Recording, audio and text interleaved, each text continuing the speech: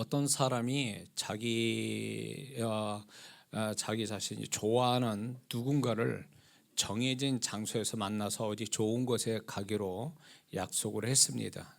근데 그 사람은 한 사람은 만나는 장소에 왔는데 상대방이 나타나질 않는 거예요. 그래서 전화를 해도 전화도 안 받고 그렇게 저렇게 막 난리를 치다가 겨우 만나게 됐습니다. 근데 왜 이렇게 만나지 못했는가 서로 얘기하다가 알게 된 게 서로 만나는 장소도 만나는 시간도 틀렸고, 그래서 전화를 했더니 전화는 또 한쪽은 무음으로 해서 정말 상대방이 받지 못해서 전화한 사람은 열받고, 그러다가 어쩌저쩌 해서 겨우 만나서 오해를 풀게는 됐지만 이미 서로 이제 열받은 상태라 서로 어디 좋은 곳을 가기로 한 것이 취소가 되고 만 것입니다. 근데 제가 이거를 예화로 얘기하지만 사실 우리가 이런 경우가 가끔 가다가 있지요. 그래서 서로 이렇게 기분 좋게 만나서 좋은 시간 보내려다가 오히려 마음 상해서 결국은 또 헤어지고, 이런 또 일들이 우리는 가끔 가다가 있습니다. 왜 이런 얘기를 하냐면 마태복음 28장 20절에 주님 뭐라고 말씀하셨습니까? 세상 끝날까지 내가 너희와 함께 하리라. 이 말씀 믿습니까? 예수님은 우리에게 세상 끝날까지 함께 하시겠다고 약속을 하셨습니다. 그렇다면 우리 각자는 그분과 엇갈리는 거 없이 정말 함께 잘 살고 또 잘 살아가고 있는가를 한번 좀 생각해 봐야 됩니다. 우리는 함께 산다라는 것이 내가 누구와 함께 살아, 내가 누구와 함께 가라고 할 때는 그거는 동떨어져서 엇갈린, 서로 거리나 시간이나 장소나 엇갈린 상태로 함께 한다는 얘기는 안 하거든요. 함께 한다는 것은 모든 것을 같이, 시간, 모든 여러 가지가 이렇게 같이 공유될 때에 우리는 함께라는 단어를 쓰거든요. 우리 주님은 누구십니까? 그분은 우리의 모든 것이 되어 주시는 분이십니다. 믿습니까?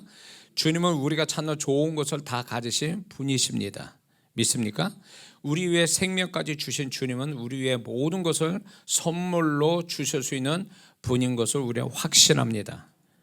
그러므로 주님과 함께 산다는 것은 그분의 모든 것을 우리가 경험하며 살 수 있다는 것을 의미합니다. 믿습니까? 올해 우리가 살아가면서 만약 제가 먼저 얘기한 예화처럼 주님과 우리 각자가 엇갈린 모습으로 살아간다면 주님은 주님대로, 또 우리는 우리대로 마음이 안 좋을 것입니다. 특히 주님이 우리의 모든 것이 되어주셔서 우리를 도와주시려고 하는데 전혀 우리가 도움받지 못한다면 그것은 분명 우리에게 손해라는 거죠. 분명 주님은 마태복음 28장 20절에 말씀하셔서 예수님 믿는 자들이라면 누구든지 차별 없이 새해에는 그분과 함께하여 축복을 받아야 하는데, 그러나 실제로 주님과 함께하여 축복을 경험할 사람이 있는가 하면 어떤 사람은 주님이 주신 축복이 경험되지 못하여서 많은 어려움을 겪게 되고, 또 그분의 축복이 없어서 모자란 상태로 살아갈 수도 있을 수 있다는 것입니다. 왜 그럴까요? 왜 이런 차이가 생길까요? 이거는 주님과 함께 하는 세 가지 조건을 가지고 있느냐 가지고 있지 않느냐에 따라서 차이가 생기기 때문에 그렇습니다. 자, 교회 안에서 예수 믿고 구원받아 교회 생활합니다.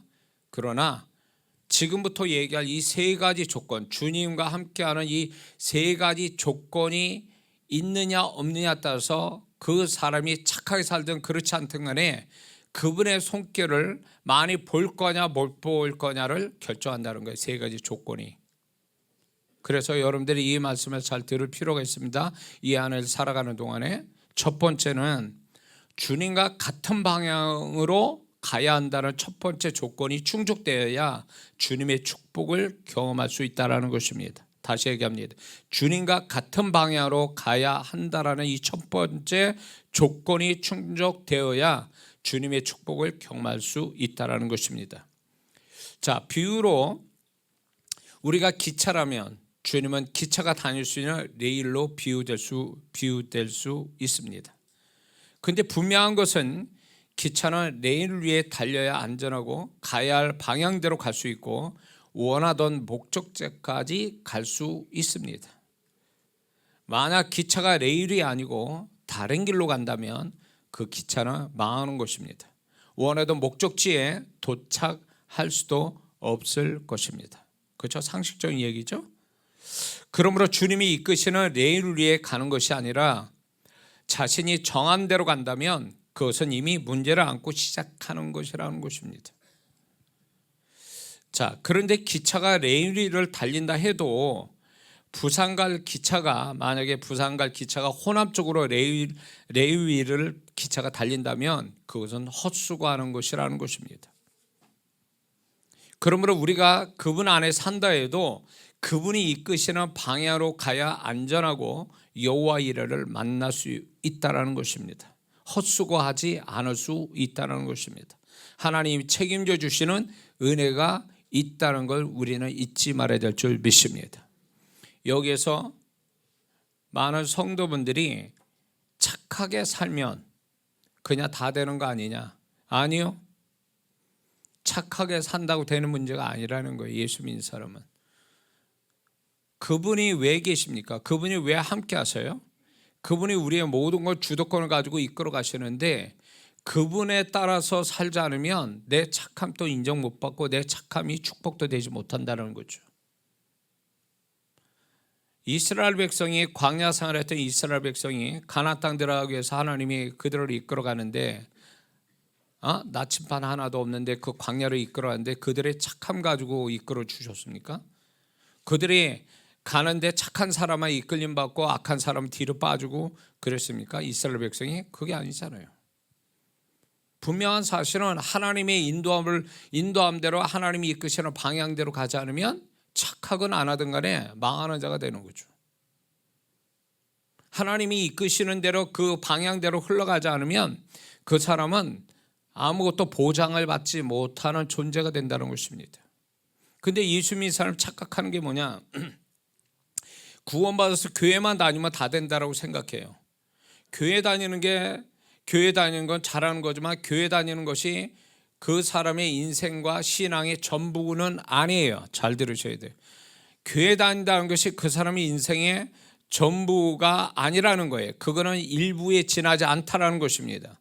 그리고 교회 생활 바깥이 더 중요하다는 거예요.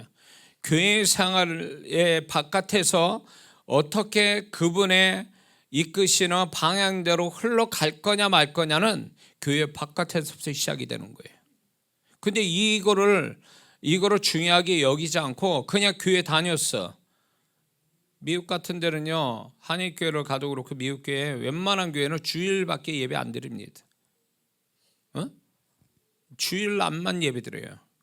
그거 가지고 무슨 신앙을 유지하며 그렇게 주일날만 예배 드리고 와가지고 그 주일 이후에 아니면 교회 문 밖에서부터 어떻게 하나님이 인도함 받고 하나님이 이끄시는 방향대로 살아갈 수 있느냐는 거예요. 그렇게 산다면 대단한 거죠. 그러나 많은 성도분들이 이렇게 살지를 않는다라는 거예요. 난 교회 다녔어, 예배 드렸어, 봉사하고 있어, 끝. 교회 문 밖 나면 어떻게 나옵니까? 내 생각대로 내 마음대로 내가 정한 길, 내가 가야 할 방향을 내가 스스로 정하고 막 가버리는 거죠. 그러면 어떻게 되는 겁니까? 자기가 교회 다녔다는 그거 하나 믿고 그냥 교회 바깥에는 내가 정하고 내가 인생의 주인 돼서 내가 정하고 내가 갈 방향을 내 멋대로 가게 되면 그분이 쫓아다니면서 밥 안 먹는 아이들을 쫓아다니면서 엄마가 밥 먹으라고 쫓아다니는 것처럼 하나님이 그렇게 해주실 것 같습니까? 잘못 생각하고 있는 거예요. 잘못 배웠어요. 그 신앙은. 분명히 말씀하죠. 오늘 본문의 말씀에 출애굽기 13장 21절 22절을 보면 낮에는 구름 기둥으로 그들의 길을 인도하시고 이랬거든요. 누가 인도하는 자고 누가 인도받는 자냐는 거예요. 우리가 2026년을 낯선 시간 속에 살아갑니다. 언제 살아본 적 있습니까? 2026년을 살아본 자들이 있냐고요. 없어요. 이스라엘 백성이 광야에 언제 살아봤어요? 살아본 적이 없는, 가보지 않는 길을 가는 겁니다. 우리도 2020년 한 번도 안 살아본 그 시간 속으로 우리는 살아가고 있는 거예요. 동일한 낯선 데를 처음 가는 길을 가는 거예요. 그런데 하나님이 뭐라 말씀하세요? 그들을 구름 기둥으로 인도하시고 그랬어요. 인도자가 누구냐는 거예요. 인도자의 주체가 누구냐? 하나님인 거예요. 인도받는 자는 누구냐? 이스라엘 백성인 거예요. 분명하죠?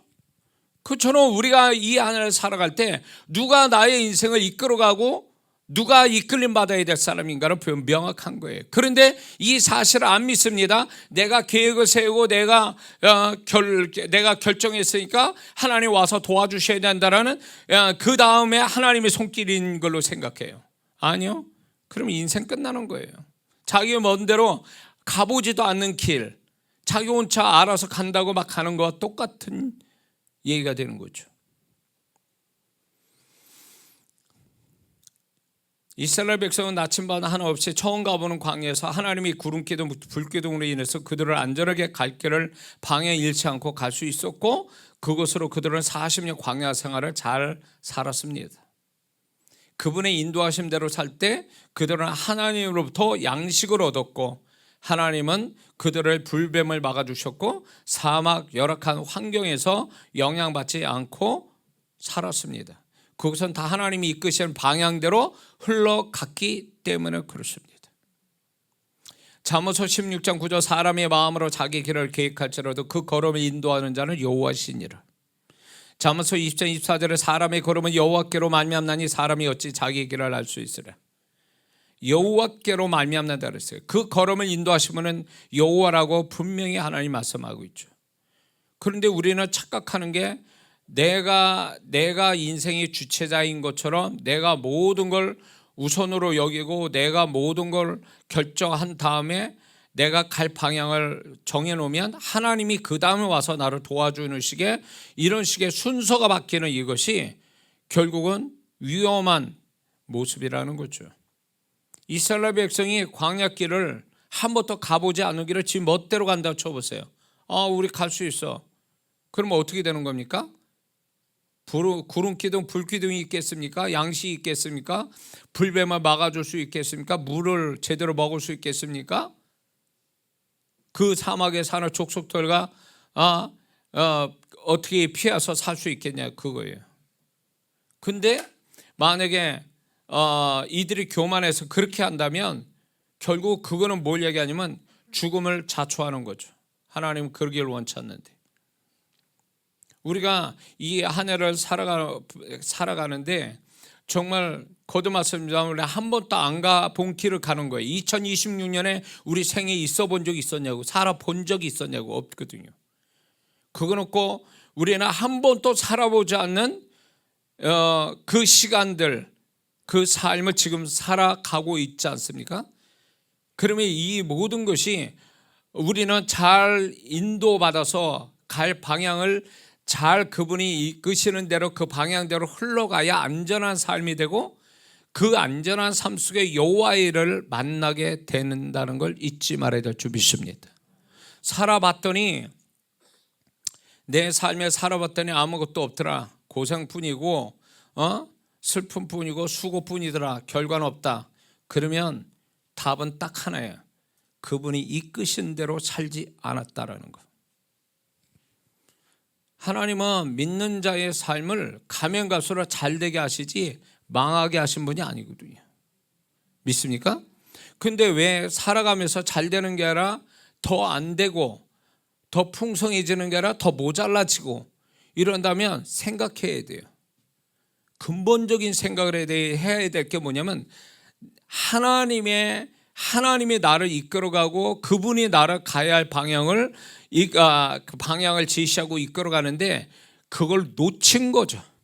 그걸 놓쳤기 때문에 하나님이 이끄시지 않는, 하나님이 원하시는 방향으로 가지 않으면 나머지는 아무것도 없다는 거죠. 왜 광야를 표현합니까?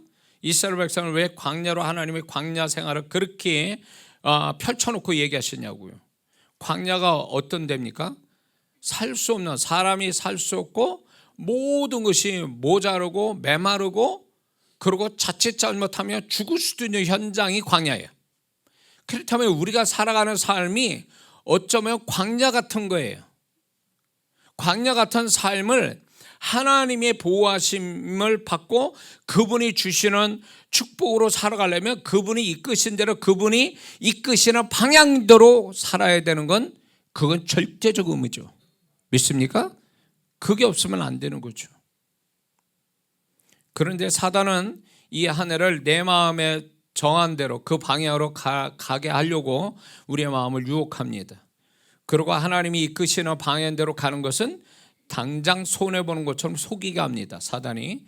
그리고 하나님이 이끄시는 방향을 모르게 하거나 알면서도 자신이 정한 방향대로 가도록 자꾸 우리를 밀어붙인다는 거예요, 사단이. 속으면 안 됩니다. 당장은 자신이 정한 방향대로 가는 것이 좋은 듯하나 그러나 시간이 흐를수록 하나님이 이끄시는 그 방향이 아니면 반드시 문제가 생깁니다. 왜냐하면 하나님이 책임져 주시지 않기 때문에 그렇습니다.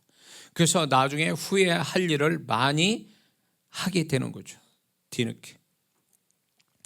왜 우리는 하나님이 이끄시는 방향으로 가야 합니까? 그 길은 하나님이 우리를 책임져 주시고 보호해 주시고 축복하시기 때문에 그렇습니다. 믿습니까? 요나의 경우로 봅시다.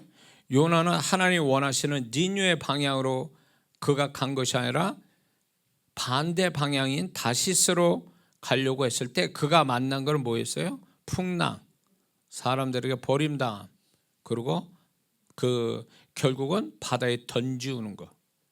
이게 그 하나님과 다른 방향으로 흘러갔을 때 그가 만난, 그도 생각지 않는, 그 하나님도 원하지 않았던 일을 만나게 된 거죠.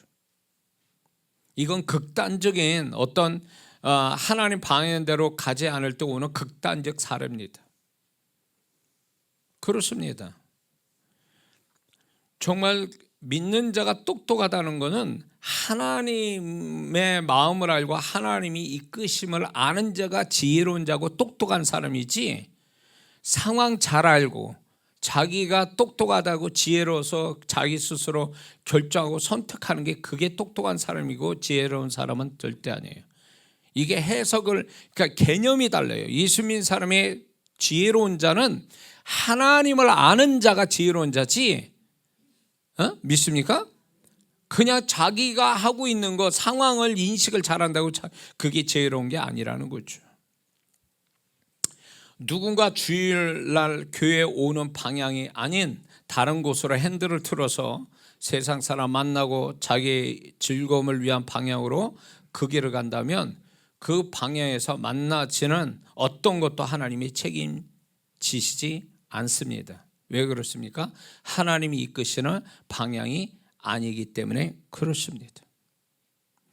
주일날 왜 교회 와서 주님을 섬기고 주님을 기쁘시게 할 그날을 하나님이 아예 못 보관한 날을 하나님을 기쁘시게 아니라 지 멋대로 자기 원한 쪽으로 시간 다 쓰고 이렇게 가는 거에 대해서 하나님이 책임지겠습니까? 절대 책임 안 지십니다. 그런데 이제 방향을 엉뚱한 쪽으로 틀어서 가는 것에 대해서 두려움을 갖거나 위기감을 갖는 성도가 그래도 감각이 있는 뭔가 신앙이 있는 사람이에요. 그러나 아예 어린 신앙, 그리고 이런 부분을 잘 모르는 성도는 무식하면 용감하다고 막 그렇게 살아도 되는 것처럼 생각해요. 그리고 그렇게 해봤더니 아무 문제가 없더라 그래가지고 더 담대히 다음에도 담대히 또 하나님 말씀 반대편을 쓴단 말이에요. 하나님 말씀의 반대편을 쓰는 건 하나님과 원수되겠다는 얘기거든요. 하나님과 원수된 자를 하나님이 축복할 수는 없다라는 거예요.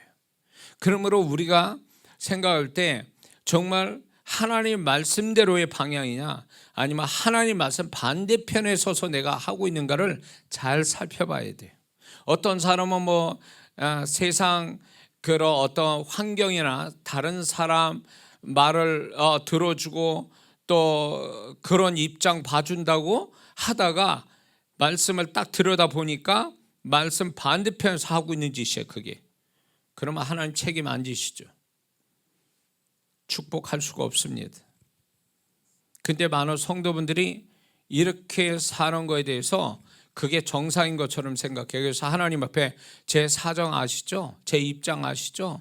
제가 이럴 수밖에 없는 거, 어쩔 수 없는 거 아시죠? 이런 식으로 그냥 그런 식으로 변명하면서 그 일을 반복합니다. 그러면 잘 들으세요. 하나님은 그걸 모른 채 하시는 게 아니에요. 다 계산하고 있다는 거 아셔야죠. 이스라엘 백성들이 제7년째 가서는 땅을 쉬라고 분명히 하나님 말씀의 율법으로 말씀하셨는데, 그들이 7년째 가서 쉬어야 될 땅을 욕심이 나가지고 경작한 그 땅의 말씀의 반대편 쓴 거에 대해서 그들의 바벨론 70년 포로 생활한 배경이 바로 그들이 70번이나 이 하나님의 말씀, 양식 제7년에서 쉬라는 말씀을 안 지킨 거에 대한 대가가 하나님은 70년 바벨론 포로 생활을 하게 한 거예요. 그러면 이 70번이 안식년 70번을 안 지켰다는 건 결국 그 세월이 어느 세월이냐면 490년을 흘러갔다는 거예요. 그만큼 하나님이 기다려줬다는 거죠. 그러나 하나님이 기다려줬지만 계산은 정확하고 계신 거죠. 정확하게. 우리는 알아야 됩니다. 하나님이 우리를 모른 채 하시는 게 아니에요. 알면서 기다리시는 거죠. 회개할 때까지 기다리고 말씀과 같은 방향으로 가기를 기다리고 계시는 거예요. 그런데 그것도 모르고 자꾸 우리가 하나님 말씀 반대편에 섰는데도 아무 일 없다 이렇게 생각해가지고 그래도 되는가 보다 생각하고 그렇게 하는 거에 대해서 나름대로의 합리화시킨다면 그건 어리석음이에요. 결국은 하나님은 언젠가 그분의 인내가 끝나는 날 그 모든 계산을 합산해서 하나님이 반드시 일을 하신다는 거죠. 그러니까 그게 무서운 거예요. 그분이 아시면서도 모르시는 것처럼 기다려 주시는 거, 이게 무섭다는 거죠. 그거는 우리를 사랑하시기 때문에 그래요. 끝까지 기다려서 회개할 때까지 기다리시고 바른 방향으로 갈 때까지 기다리시는 그분의 사랑의 인내를 시험하면 안 돼요. 성도들이 하나님의 말씀이 변한 적이 있습니까? 상황 따라 그 말씀이 바뀐 적이 있습니까? 없어요. 근데 우리는 오늘날 이 세상이 정말로 점점 막 가는 세상이 되다 보니까 하나님 말씀도 막 변질시키는 거예요. 지네 멋대로 해석을 합니다. 대표적인 게 이단이죠. 이단일 뿐만 아니라 소위 말하면 급진적인 사상을 가진 자들이 성경 해석을 잘못하고 있는 거죠. 그것도 신학을 제대로 공부했다는 사람들이 그 지경이라는 거죠. 하나님이 다 심판하실 거예요. 말씀의 반대편을 서서 있는 자는 하나님을 대항하는 자거든요. 하나님의 말씀의 반대편 쓴 자는 하나님과 원수되면서 하나님 앞에 대항하는 자로 나타나는 거예요. 그러면 하나님이 그거를 그대로 묵과하시지 않는다라는 거예요. 침묵하시지만 그분은 그걸 지나치지 않고 언젠가는 차고 넘쳐서 그분의 인내가 끝나면 그 모든 걸로 다 하나님께서 그 모든 것이 잘못됐다는 걸 하나님이 그때 아주 분명하게 나타나신다는 거죠. 행동으로 나타내신다는 거. 그래서 우리 하나님이 좋으신 하나님이시지만 그 하나님의 사랑의 인내를 시험하면서 안 됩니다. 시험하면 안 됩니다. 그분은 결국 그 모든 것을 심판하시기 때문에 그렇습니다.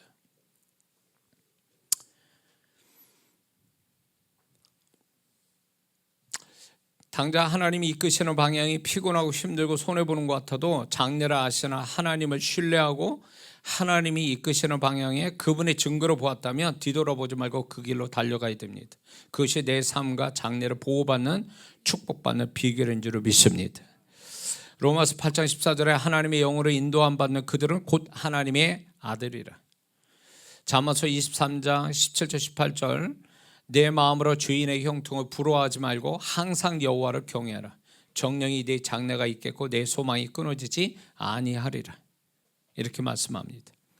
그러므로 우리가 선한 방향이냐 옳은 방향이냐 이거 따지면 안 돼요. 이게 우선이 아니에요. 이게 하나님이 이끄시는 방향이냐 말씀이 가르치는 방향이냐 이거부터가 1순위가 돼야 돼요. 믿습니까? 그걸 보고 거기에서 결정을 내려야지, 그렇게 하기로 결정을 내려야지, 그분의 말씀과 그분이 나의 개인적으로 이끄는 것이 우선이 아니고 내가 이게 선하냐 악하냐, 이게 유익되겠냐 안 되겠냐, 이게 손해 나겠냐, 이런 식으로 해서 방향을 설정한다면 이 사람은 처음부터 잘못된 사람이에요. 이거는 하나님이 절대로 인정 못합니다. 이런 육신의 상황에 따라 이런 식으로 방향을 설정한다는 건 거의 다가 하나님 말씀과 그분의 인도하심에 반대적인 것들이 너무 많다는 거예요. 거의 다 그렇다는 거예요. 그러면 그 사람이 그런 식으로 흘러가서 잘 되냐? 절대 잘 될 수 없어요. 여러분들이 제가 신앙사 50년 넘게 신앙사라고 하나님을 섬기고 그분을 만나고 그분의 음성 듣고 그분의 통로자로 살 때 분명한 게 뭔지 아세요? 우리는 왜 하나님 앞에서 왜 우리는 소위 말하면 겁 없어진 줄 아세요? 당장 그분이 나타나지 않으니까 그래요. 당장 잘못하면 당장 뭐 심판하고 당장 징계하시고 당장 무섭게 말씀을 이렇게 하면 듣겠죠. 그러나 우리 하나님은 그런 분이 아니세요.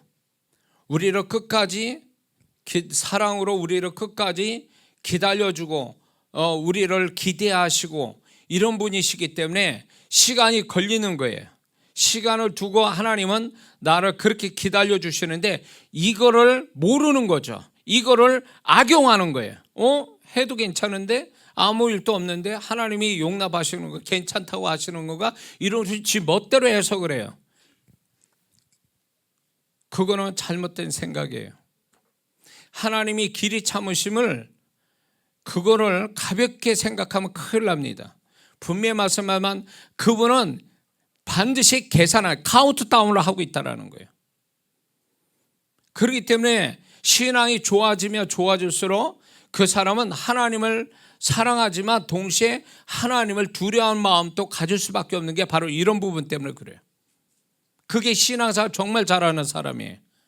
그런데 분명히 내가 의도적이든 의도적이지 않든 간에 그분의 말씀과 그분의 뜻의 방향이 반대로 서 있음에도 불구하고 그걸 두려워하지 않고 그거를 위기감으로 느끼지 않은 채 그냥 내가 원하는 대로 막 흘러가 버리고 그것이 한 번이 아니라 계속 반복이 된다면 그거는 그 사람은 언젠가는 그게 잘못됐다는 걸 하나님이 분명히 가려내실 거라는 거예요.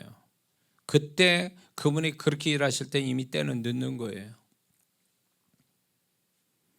그렇기 때문에 우리는 하나님의 말씀과 그분이 내 개인적으로 이끄시는 그 방향이 어딘가를 살피는 거, 저도 이 부분에 대해서 숙제와 같아요. 제 삶에서 개인적으로 뭔가 결정하고 선택하는 부분, 그리고 이렇게 가야 되는지 저렇게 가야 되는지 그분이 어떤 방향으로 이끄는지 이거를 항상 기도합니다. 답이 나올 때까지, 그분이 증거 주실 때까지 움직이지 않아요. 함부로 움직이지 않습니다. 그분이 증거를 주시고 음성 주시고, 저는 나름대로 제가 성격이 그런지 몰라도 저는 한 번 가지고 그분이 못 믿어서가 아니라 그분을 못 믿어서가 아니라 그분이 여러 가지로 저에게 증거를 주셔야 안심을 놓는 사람이거든요. 그래서 저는 그런 부분에 대해서 나름대로 전에는 안 그랬는데 제가 그분과 함께 살고 그분의 음성 듣고 그분의 통로자가 되니까 이게 너무너무 중요하고 이것이 안 되면 그 다음에 내가 책임져야 할 일을 생각하면 끔찍하다는 생각 들기 때문에 항상 그 생각하는 거예요. 그래서 몇 차례 시스템을 둬요.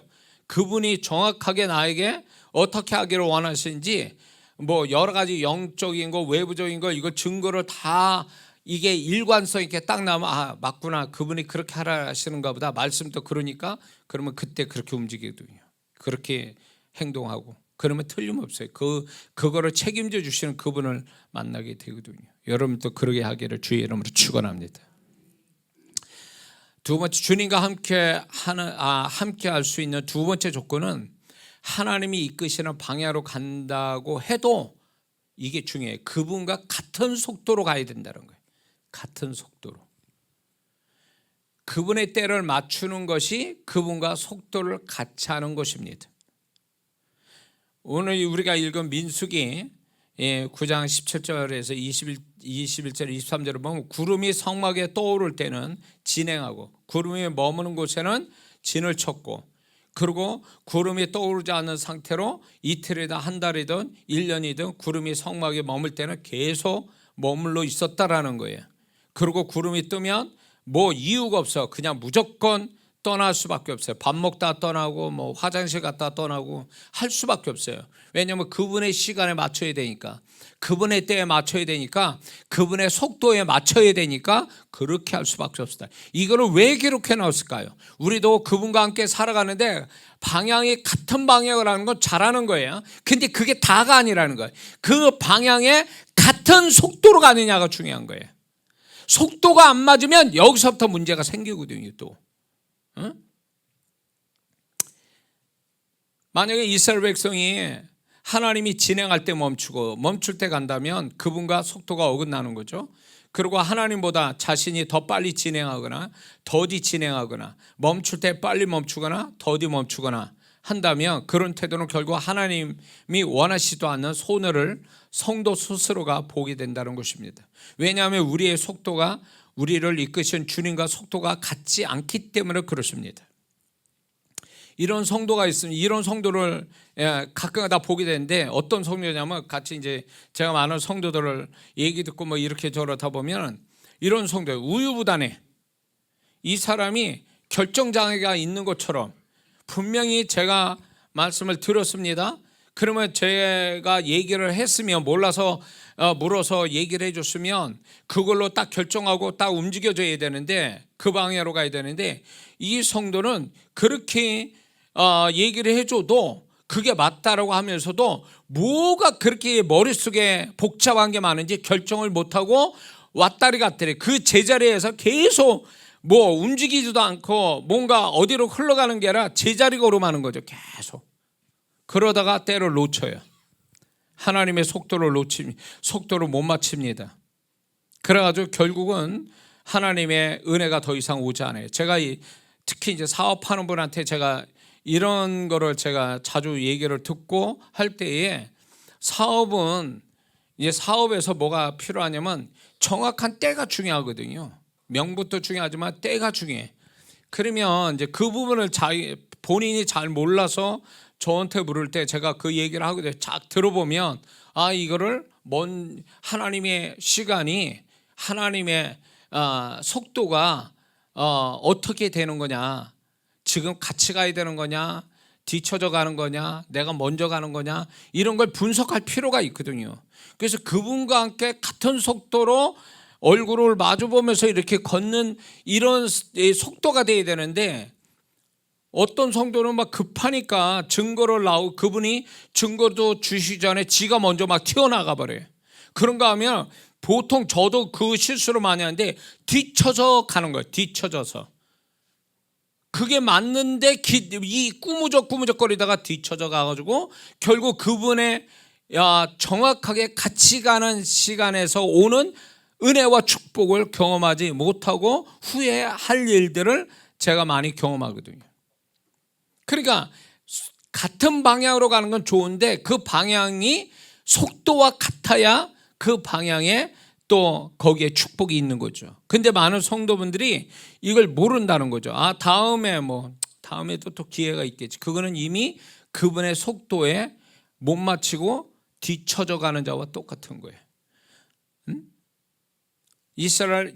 모세가 이스라엘 백성을 구름이 떠서 진행시킬 때에 앞으로 가는데 뒤에 뒤쳐져 가는 자들이 있다고 그랬어요. 그 속도에 못 맞춰가는 자들이 있어서 그 그룹에 떨어져 나온 이 피곤한 자, 이 약한 자가 어떻게 됐다 그랬어요? 아말렉 족속에 붙잡혀 죽임을 당했다라는 기록이 나옵니다. 민수기에. 그럼 뭘 얘기해요? 왜 같은 속도로 못 가냐 그거지. 같은 속도로 못 가니까 결국은 같은 방향은 가는 건 맞는데 같은 속도에서 그룹에 떨어져 간다는 이 자체가 속도로 못 맞춰서 결국은 뒤에 쳐져서 잡는 아말렉에 잡혀버린 거죠. 그러니까 속도가 맞아야 돼요. 그분의 속도, 다시 말해서 그분의 때와 같이 맞춰간다는 게 대단히 중요하다는 거죠.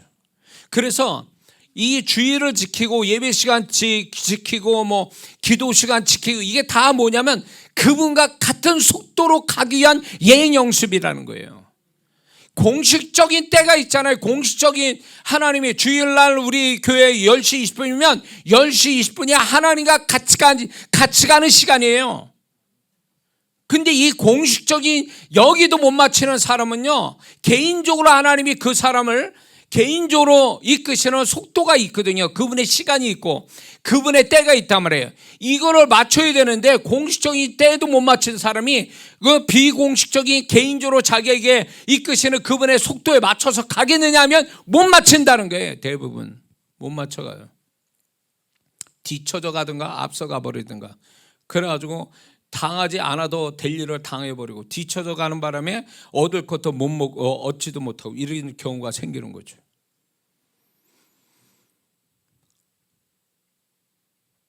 그런데 우리는 어리석게도 자신이 삶의 속도를 주관하려고 합니다. 그러나 이것을 알아야 됩니다. 오직 주님, 성령님 안에 내 앞에 무엇이 있는지 그분만 알고 계신다는 거죠. 그래서 지금 이 순간에 어떻게 해야 될지를 그분이 아셔요. 그런데 우리는 지금 하지 않고 다음에 한다면 그건 속도를 못 맞추는 거죠. 기도하는 부분에 있어서도 여러분들 읽어 아셔야 돼요. 그분이 우리 장래에 어떤 것을 주시기 위해서 어느 시점에 어느 쯤부터 기도를 해야 되는지를 그분이 가르쳐 주시거든요. 근데 그걸 놓쳐요. 딴짓하느냐고, 영적으로 게을러가지고. 분명히 그분은 한 달 전에 야 여기서부터 기도해야 너 오늘 그거 축복받을 수 있어, 응답이 와. 그래서 한 달 전부터 그분이 기도할 마음을 불어주셔서 지금이야, 지금 이 속도로 그 한 달 전부터 기도의 속도를 가져야 내가 원하는, 내가 너한테 주려고 하는 그 축복이 지금 여기 온다, 이렇게 하시는데 그걸 못 맞추는 거야. 한 달 전에 딴짓거리 하고 있는 거예요. 영적으로 게을러 터져가지고 또 안 하고. 그러니까 이렇게 안 하다가 어느 순간에 정신 번쩍 들는지 언젠가부터 기도를 해야 되겠다 할 땐 이미 때는 늦은 거예요. 농부가 봄에 모를 심는 게 아니라 여름에 모를 심는 것 똑같은 그런 짝 나는 거예요. 타이밍을 놓쳤어요. 속도를 못 맞춘 거예요. 그분의 속도를. 그래서 기도가 폐기 처분되는 기도들이 얼마나 많습니까? 기도를 했지만 그 열매가 없다면 이 사람은 이걸 알아야 돼요. 기도의 열매가 없는 아주 많은 원인 중에 하나가 뭔지 아세요? 속도를 못 맞추는 거예요. 제가 이 얘기를 많이 했을 거예요. 왜냐하면 제가 그런 경험했거든요.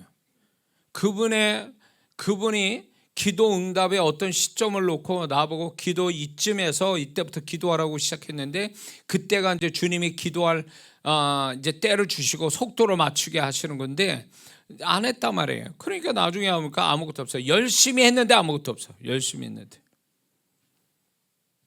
그거는 지나간 버스 손 흔드는 것과 똑같아요. 속도를 못 맞추면.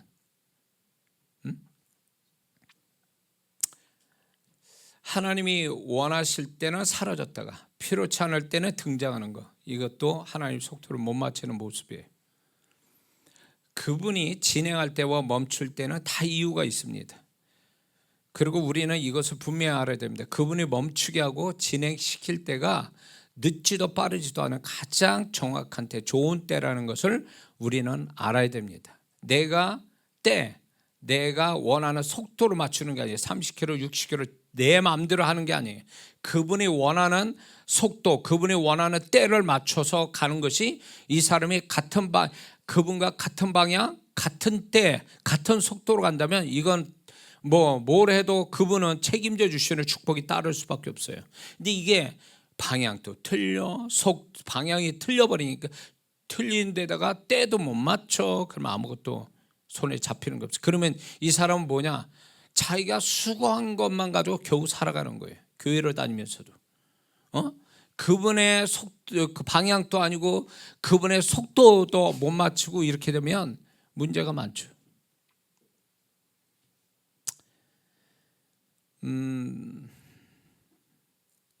제가 집회를 23년째 하고 있지 않습니까? 교회 바깥의 집회를. 그래서 집회가 보통 3박 4일을 했단 말이에요. 그래가지고 목요일 날 저녁에 끝납니다. 끝났는데 성도분들이 너무 은혜스럽고 막 성령이 역사하고 기적도 일어나고 그러니까 목사님 너무 아쉬워요, 이런 얘기를 자주 한단 말이에요. 그래서 이것이 정말 하나님이 더 하라는 사인인가? 그러면서 제가 이제 그런 어떤 마음의 갈등이 생겼어요. 이거를 더 해볼까? 그러면 더 역사가 더 나지 않을까? 목요일에 대해서 막 끝내는 게 아니라 이걸 연장선에서 더 하면 더 역사가 일어나지 않을까? 근데 제가 지금 고백하는 건 그건 주님의 음성 듣고 한 게 아니었어요. 해보니까 상황이 그렇단 말이에요. 그래서 더 하면 더 잘 될 것 같아. 그래가지고 어떻게 했냐, 면목은 뭐냐, 어디다 저는 그거를 빗대서 얘기하지만 사도행전 1장을 봐라. 오순절날 10일 동안 계속 이들이 기도했기 때문에 성령 불 받은 거 아니냐. 그거를 제가 이제 제 나름대로 생각하고 어떻게 했냐, 토요일까지 한다 그랬어요. 토요일. 그래가지고 몇 차례 토요일까지 한 적이 있어요. 토요일까지. 막 저도 힘들죠. 근데 참석한 성도들도 좋긴 한데 힘들어. 근데 이제 진짜 문제는 뭐냐면 목요일 그렇게 엄청난 역사가 더 증가돼서 금요일, 토요일 하면 뭐 하이라이트 엄청난 역사가 올 거라고 생각했지만 아니에요. 10만 빠져 끝났어요. 그래서 이제 전략을 다시 세웠죠. 이게 이렇게 하면 안 되는구나, 이런 저렇게 해서 토요일까지 이런 방법으로 써야 되겠다 했는데도 역시 아닌 거예요. 목요일날 끝내는 게 맞는 거예요. 왜?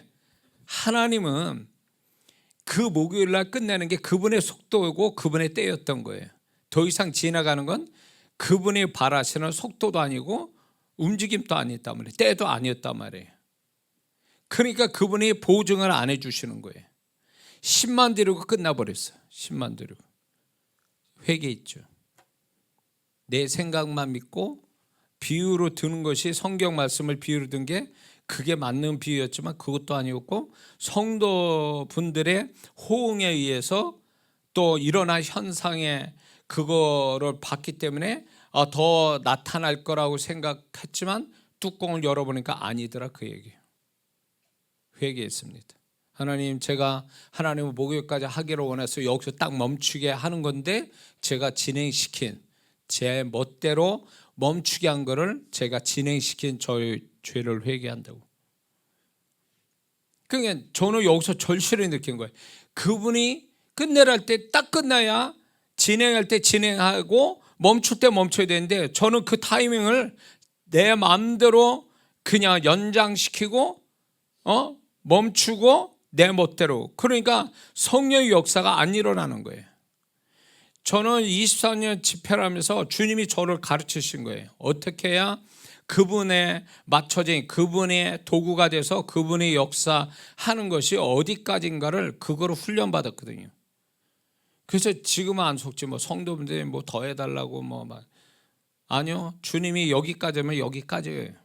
그냥 그분이 여기까지다 그러면 뭐라고 그래도 여기까지입니다 이렇게 말하고 이제 그만둘 수 있는 순종이 생겼죠. 근데 많은 성도분들이, 저는 이 목회를 이렇게 사역을 통해서 얘기하지만 많은 성도분들이 이런 실수하는 게 많다라는 거예요. 상황을 보니까, 내 기분을, 내 생각을 해보니까 이거는 더 진행해야 될 것 같아. 또 아니면은 분명히 내가 이게 안 좋아, 더 해봐야, 이 진행해봐야 안 좋아서 멈춰. 그러니까 지 멋대로 멈추고 지 멋대로 진행시켜. 이렇게 돼버리면 이게 하나님과 다른 속도로 가는 거예요. 진행할 때는 멈추고 멈추랄 땐 진행하고 엇갈리는 거죠. 하나님과 속도가 달라지는 거죠. 그러면 문제는 뭐냐, 그분이 보증을 안 해주신다는 거예요. 그분이 책임져 주시지 않는다라는 거예요. 나만 쇠 빠지게 고생하고 끝나버린다는 거죠. 이게 그분이 함께 해주시는 이런 축복이 하나도 없다는 게 얼마나 이게 허망하고 얼마나 이게 정말로 어리석은 거고 이게 얼마나 나한테 손해인가를 저는 굉장히 절감하거든요. 제가 어디를 이제 이거는 첫 번째 얘기한 거 관계돼 있는데 뭐 어디를 집회 뭐 해달라고 그 많은 집회들을 요구할 때 제가 다 했으면 엄청 많이 했을 거예요. 지금 집회 한 두세 배는 더 했을 겁니다. 힘이 있었다면. 근데 주님은 그게 아니에요. 가지 마라. 가라는 한 5군데에서 집회 요청하면 한 군데만 가라. 네 개는 가지 마라. 이런 식이에요. 그리고 그분은 제가 열정이 넘치고 막 이렇게 할 때 여기까지다. 스톱. 이 얘기를 많이 하세요. 그러니까 열심히 해서 열심히 하는 그것이 나는 잘하는 걸로 알겠지만 주님은 아니야. 너는 열심으로 나에게 칭찬받을 생각하지 말고 내 말에 순종하는 게 너는 나에게 칭찬받는 거다라는 거예요. 그걸 가르치는 거예요. 내가 여기까지면 여기까지야. 접어. 그거를 저는 이제 집회 현장에서 훈련 받은 거거든요. 근데 제가 이제 열심히 넘쳐버리니까 막 내 멋대로 막 진짜 열심히 나는데 뭐 진이 빠질 때까지 막 해요. 막 새벽까지 막 다 해 뜨는 줄도 모르고 막 하는 거예요. 막 하루 종일 하는 거예요. 그러면 잘한 줄 알았지만 결국 지나 보면 나만 열심히 했지 주님이 내 열심에 보증해 주시지 않더라 그 얘기예요. 그 고생만 한 거예요. 여러분 잘 아셔야 돼요. 열심히 중요한 게 아니라 그분의 뜻에 순종하는 게 중요한 거예요. 그분의 뜻에 순종해야 돼. 그분의 뜻이 아무리 내가 열정 넘쳐도 그분이 야 여기까지야 그만해 손 털고 일어나 그러면 일어나는 게 그게 순종이고 그게 주님으로부터 축복받는 비결이에요. 근데 아니요 지금 제가 힘이 넘칩니다. 제가 뭐 좀 할 수 있어요 라고 막 하다가 거기서 하나님 보증하지 않는 불미스러운 일들이 막 생기는 거죠. 그래서 이스라엘 백성이 멈출 때 멈추고 진행할 때 진행했단 말이에요. 그것이 결국 그들은 40년 광야 생활을 잘 지낸 비결이에요. 그분이 멈추랄 때 멈추고 가랄 때 가는 거. 이게 그분의 속도거든요. 그분의 속도인데 우리도 그래야 된다는 거예요. 그분이 가라면 가고 멈추라면 멈추고 그분의 시간에 딱딱딱 맞춰가는 것이 어떻게 보면 불안하죠. 신앙이 어린 사람은 이렇게 살아도 되나? 이러면서 불안해요. 그러나 세상에 흘러가는 것 위에서 역사하신 분이 하나님이시거든요. 그분이 멈추랄 땐 그만한 이유가 있어요. 가랄 때는 그만한 이유가 있단 말이에요. 그게 다 누구를 위한 거예요? 나를 축복하시기 위해서 멈추게 하고 가게 하시는 거거든요. 근데 우리는 우리 생각에 상황을 보니까 내가 그 상황을 생각할 때 가야 될 것 같아. 멈추라 그랬는데도 가야 될 것 같아. 그건 내 생각이고 그거는 상황에 속는 생각이라는 거예요.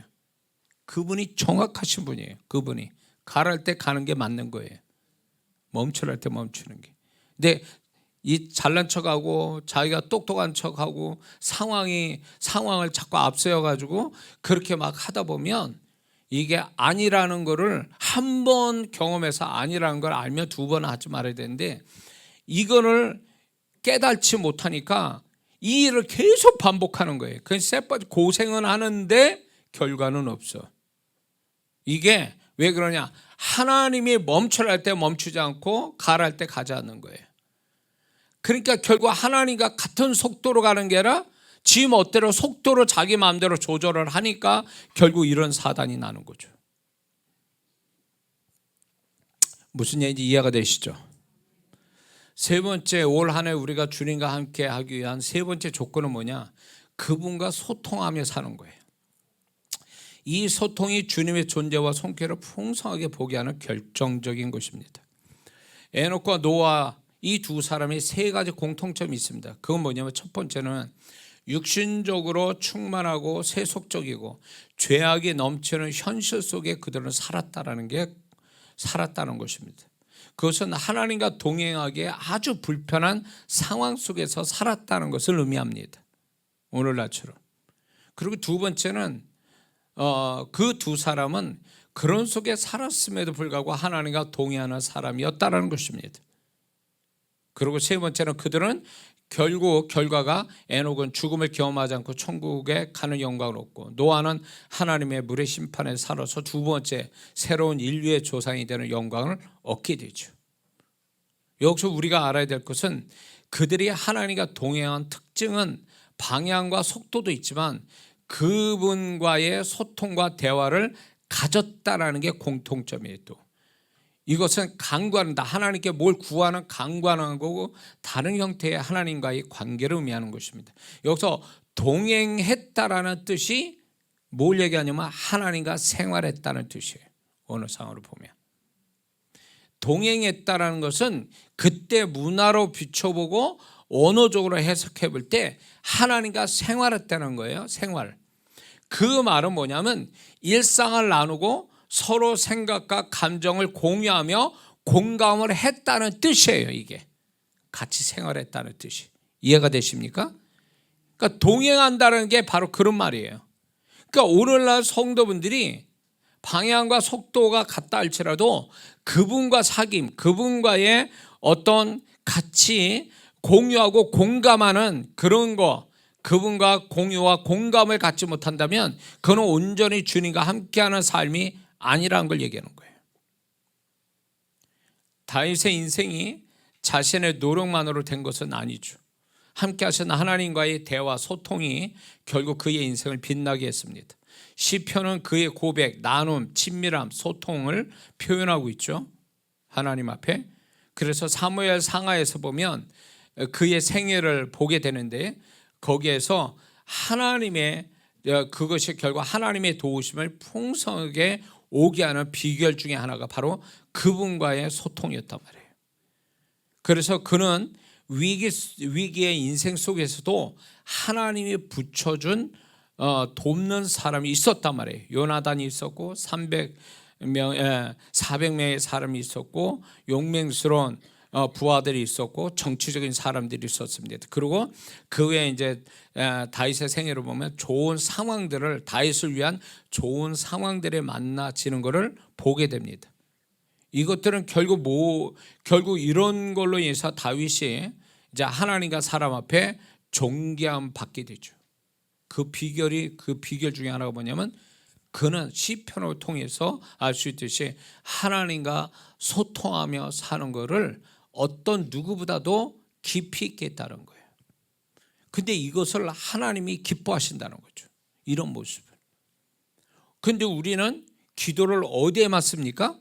내 필요한 걸 구하는데, 아니면 내 문제를 해결하는데, 아니면 내가 축복을 받는데 기도를 거기다만 쓰고 다른 데 쓰진 않아요.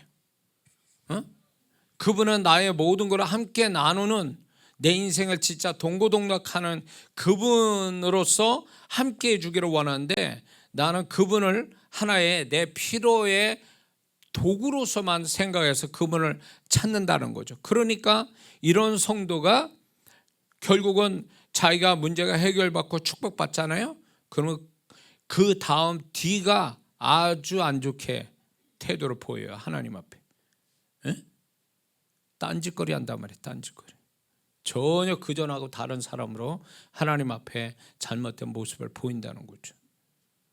그것이 결국은 무엇을 얘기하냐면 그분을 하나의 존재와 존재, 나의 존재와 그분의 존재를 이렇게 부딪히면서 그분의 존재를 더 알아가고 그분의 존재에 더 내가 그분과 더 성숙하고 인격적인 또 친밀한 어떤 그분과의 관계를 가져가는 것. 그래서 그분과의 모든 걸 소통하고 공감을 가져오게 하는, 그래서 공감이 공유가 되어지는 이런 단계까지 가는 신앙이 될 때에 이 사람은 주님이 이런 사람을 그냥 놓치지 않는다는 거죠. 왜냐하면 다윗도 그때 당시에 흔하지 않는 신앙을 가진 사람이거든요. 근데 다윗이 흔하지 않는 신앙의 결과는 뭡니까? 해피엔딩으로 그의 하나님과 사람 앞에 존귀함 받고 끝냈잖아요. 오늘날에도 그런 사람을 찾고 계시는 거예요. 그분이. 얼마나 많은 성도들이 하나님 앞에서 도와달라고, 축복해달라고, 문제 해결해달라고 얼마나 기도하겠습니까? 그게 잘못된 건 아니지만 그 이상은 없다, 그 얘기예요. 그 이상의 그분과의 친밀함을 가지고 사는 성도가 없다, 그 얘기예요. 그러니까 여러분들이 아셔야 될 게, 내가 뭔가를 구하는 그것도 틀린 건 아니에요. 그분이 구하라 그러면 주신다 그러니까 분명히 그거는 약속이 이미 돼 있는 거예요. 근데 그거를 그렇게 그분과 그런 식으로 관계를 맺었을 때 과연 그 성도가 그분의 존재를 그만큼 또 경험하느냐 그러면 그렇지 않거든요. 그분이 가지신 능력과 축복을 경험하는 것, 그거를 얻는 성도를 좋아하시는 게 아니라 그분의 존재를, 그분의 마음을 알고 사귐을 갖는 자를 좋아하신다는 걸 잊지 말아야 돼요. 많은 성도분들이 그분이 가지신 능력, 그분이 가지신 축복만 바라지 그분의 존재를 구하지 않는다는 거예요. 응? 만약에 이런 그 기사들이 자주 나오더라고요. 뭐냐면 여자가 돈이 많아, 남자가 접근해가지고 여자한테 막 이렇게 잘해주고 기쁘게, 결국은 뭐였냐면 그 여자 돈을 더 얻어내기 위해서 하는 행동이에요. 그게 진심이 아니잖아요. 그래서 다 털어, 그 여자 돈을 다 지 멋대로 다 자기가 가져온 다음에 여자를 버려. 이런 기사들 나오잖아요. 그러니까 이건 진정한 만남이 아니고 진정한 관계도 아니잖아요. 돈을 목적으로 한 관계잖아요. 세상 사람이 다 이렇게 손가락질 하잖아요. 근데 우리가 주님과의 사귐에서도 우리가 그분의 존재가 좋아서, 그분이 정말 기뻐서 그분과 함께 나누는 것 그 자체로 목적으로 삼는다면, 주님은 그거를 기뻐하셔서 그 사람이 가진 거를 살펴서 구하지 않는 것까지 주시는 하나님이라는 사실을 잊지 말아야 될 줄 믿습니다. 언제 다윗이 자기 통합 이스라엘 왕 되겠다고 언제 소원하고 언제 그거를 구했습니까? 다윗이 그런 야망으로 골리앗 앞에 선 겁니까? 아니잖아요. 그러나 하나님은 다윗이 그렇게 구하지 않았어도 하나님은 그 다윗을 그렇게 이끌어 가셨잖아요. 그 원동력이 뭐고, 그 하나님이 다윗에게 이런 식으로 다윗을 그렇게 해주시는 축복의 원인이 뭐겠습니까? 그 하나님이 그러잖아요. 그는 내 마음에 합한 자다 그랬어요. 그분의 마음을 알아주는 자였다라는 거예요. 그에겐 다시 말해서 그분과의 관계를 우선으로 두고 살았던 다윗이었기 때문에 하나님이 이런 식으로 표현하신 거예요. 그런 자에게 주시는 인생의 결말을 우리는 다윗을 통해서 보게 되잖아요. 왜 이 신앙을 그렇게 다윗을 기록해놔서 이 신앙을 우리에게 얘기하고 싶어 하는데, 우리는 왜 엉뚱한 쪽으로만 자꾸 이렇게 자기 편한 대로 자기 이기적인 데만 초점을 두고 이렇게 하니까, 물론 그렇게 잘못된 건 아니어도 그게 정말 하나님이 기뻐할까요? 내가 구하는 것이 정말 구한 것을 얻었다고 해서 하나님이 정말 기쁘게 준 거라고 생각되십니까?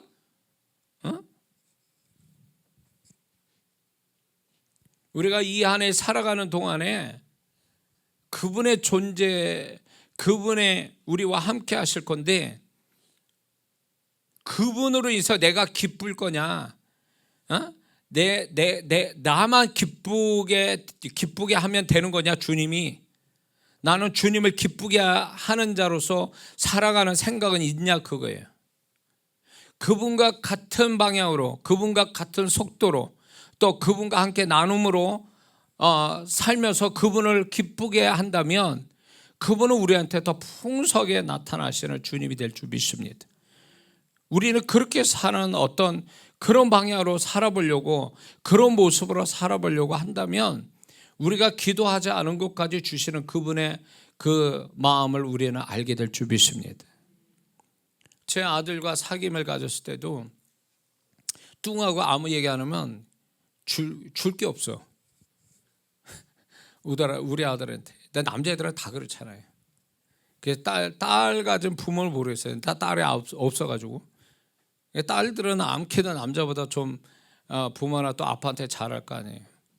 그래서 이제 딸 바보 뭐 이런 얘기를 해서 딸이 잘하면 또 아빠가 뭐 딸을 위해서 뭐 말하지 않는 것 같아요. 선물을 해주고 뭐 이런 게 보편적인 모습이거든요. 근데 저는 제 아들을 키우면서 제 아들이 이제 자기 이야기하고 뭐 뭘 바라는 게 아니라 지 얘기하면서 이제 아빠 앞에서 이야기하고 저렇게 얘기하고 저는 그 자체가 너무 기쁘더라고요.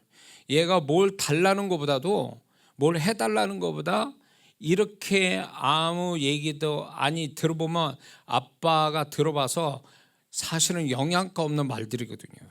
걔가 하는 말들이 자기한테는 중요할 줄 몰라도 나한테는 전혀 뭐 그렇구나 이렇게지 뭐 대단히 저도 뭐 그런 건 아니거든요. 근데 그런 얘기들을 아빠니까 아빠 앞에서 자기가 속 이야기를 하고 막 이런 자체가 저는 그게 너무 아빠 입장에서 기쁘거든요. 그렇게 되면 뭘 또 해주고 싶어. 아마 부모는 다 그럴 거예요. 얘의 그런 모습에. 에? 나만 그런가요? 안 그럴 줄 믿습니다.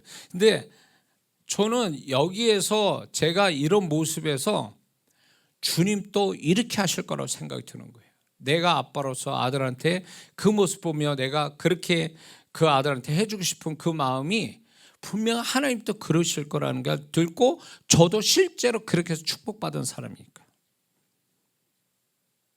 그래서 여러분들이 이 한 해 살아가는 동안에 이거 잊지 마세요. 주님과 같은 방향, 주님과 같은 속도, 주님과의 친밀한 소통, 이 세 가지가 주님을 더 풍성하게 함께 하심을 경험하고 그 함께 하신다는 것이 결국 우리 자신에게 영유로 큰 축복 주신다는 걸 잊지 말아야 될 줄 믿습니다. 기도합니다.